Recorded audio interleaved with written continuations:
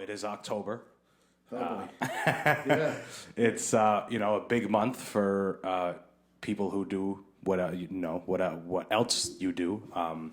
Being a paranormal investigator, you've done it for quite some long time. Yes, since 1988. Okay. Yeah. Wow. That's so.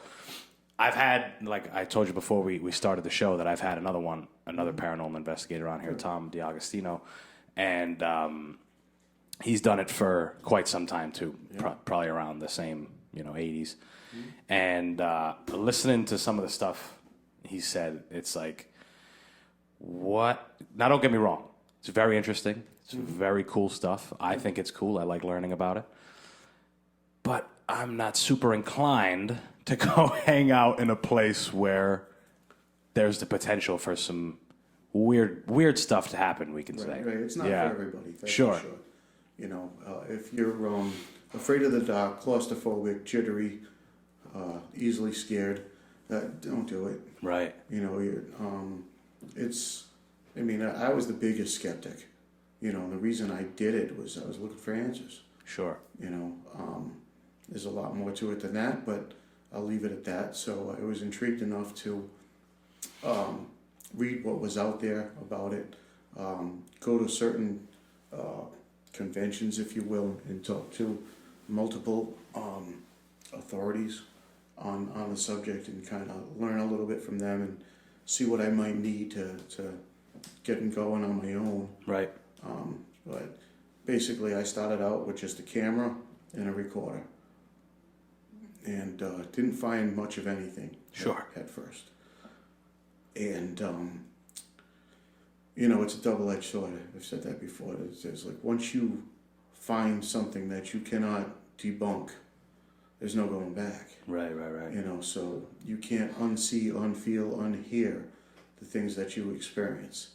And that can change people, depending on what that experience is. It's a very real thing, and there's a lot out there we don't know about. There's a lot of good groups that I've worked with on different investigations and such. I had a long-standing tenure with the Rhode Island Paranormal Research Group, TRIP-RG. A lot of respect for those guys. They do it right. One of their mottos is they're about the flashlight, not the spotlight. They don't want to do TV shows.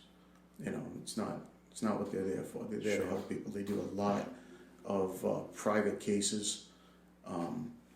I went on a lot of the preliminary interviews, which was a lengthy interview, to make sure of several things, that the people asking for help were legit, and we were bringing the group into a safe environment. Sure. And I don't know that a lot of groups do that. I'm not sure. But the interview process is very in depth. And it's very thorough, and people know once that first interview is done that we're serious about what we do.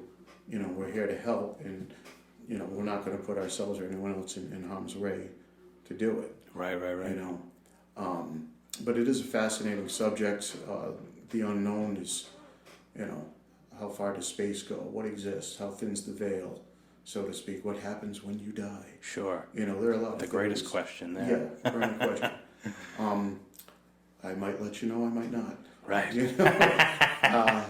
But no, it's led me to places I thought I'd never go, and things I'd never thought I'd experience. Sure.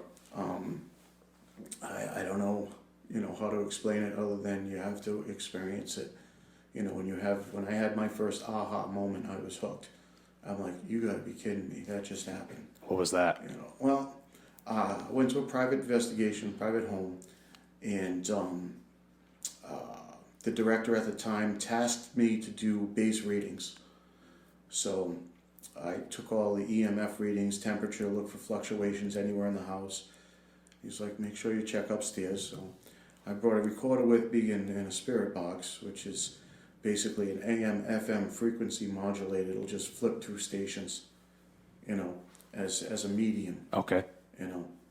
And so I go upstairs and I'm walking through the hall and stuff, and for whatever reason I stopped at this one bedroom, turned on the light, and I put my recorder and my spirit box down, and I announced myself. Don Paulin, date, time, location. I'm in such and such room. I just like to communicate. I'm doing basically an EVP session. Mm-hmm. So to see if I can catch a voice. So I opened the closet door, which was strange because it had a door within the closet. So naturally I opened that door. Sure. And it was a dormered out window that is on the front of the house, but there was nothing in it, but there wasn't a speck of dust in it. It was the strangest thing I've ever seen. Carpeted, painted, brand new, just nothing in there. I'm like, okay. So, I'm asking questions. Is there anything you want me to know, or do you have a message? Can I help you? And I got one word on the recorder on the spirit box. It says, leave. So I did. Yeah. I picked up my gear. Good advice. Turned everything down, went downstairs, talked to the director. He's like, well, what happened? I said, I got kicked out. Yeah. He's like, really? Where did it happen? I said, in upstairs, middle bedroom. He's like, that's exactly where we're going. I said, oh, okay. Fun. Glad you told me about that. Yeah. That was the hot spot. So we eventually got up to that room and brought in the person who was having the experiences into that room, and we did what's called a spirit rescue. And we have a medium in the group. We brought in a second medium, and they have a gift of sight and knowledge as to what they're sensing. Sometimes they can see what it is, who it is, what they need. They're called mediums. Now, I myself am not a medium. If you can see me on camera, I am an extra large. A little paranormal humor for you. There we go. Right. So, I'm sorry. No, I'm not. So we do the spirit rescue, and the medium in the group's like, oh, there's a little girl coming through, and she's very playful, and she's trying to bring a little boy with them, and she's playing around. She's got this light little voice, and she's very happy, and she went to the light, and she brought a little boy with her. Sure. Then they were actually looking for the person's relative who had just passed. That's who they were looking for, who they thought they were still around. Now, the closet that I went into, the person who was having the experience was sitting right in front of it. And they're all holding hands. There were 4 people in the circle. 2 mediums, the person involved with the experience, and another member of the group. So the director at the time was like, oh, there's another person who's coming through there. They're not angry, but they're desperate. They're running around, and they're looking for it. And so she kind of guided them to the light. And she said it came out of the closet, and the person who was sitting with the back to the closet kind of froze, and you could see like the vapor when she like exhaled. She could like see her breath, like something cold went right through her. Whoa. And went towards the light. Long story short, I'll get to the ending. So I was talking to Maggie, the girl I was working with at the time, and I said, that was pretty intense, because I'd never seen that before. And she's like, yeah. I said, that was pretty amazing. I said, well, I got kicked out of that room. She goes, what do you mean? And I played her the recording. And she goes, oh, honey, no. He wasn't kicking you out. He was telling you he wanted to leave. Oh, he wanted to leave. So I learned to think outside the box. Okay. And that was rule number 1. Don't take it at face value just because you get one word. Sure. They could be telling you what happened, what they need, what they want, and not so much don't take it so personally. Yeah. In other words, it's not about you. Yeah. Right? Second thing that happened is later on that night when I was listening to my recordings as I was going up the stairs, and I put the recorder down on the bureau. After I announced my name, I heard a little girl's voice saying, play, play. I put 2 and 2 together. That was the first girl that crossed the light. Yeah. When they brought the light, and I played that to Maggie. She's like, yeah, that was a little girl. And that was the first time I actually caught something, because there's no kids in the house. Sure. It was all adults.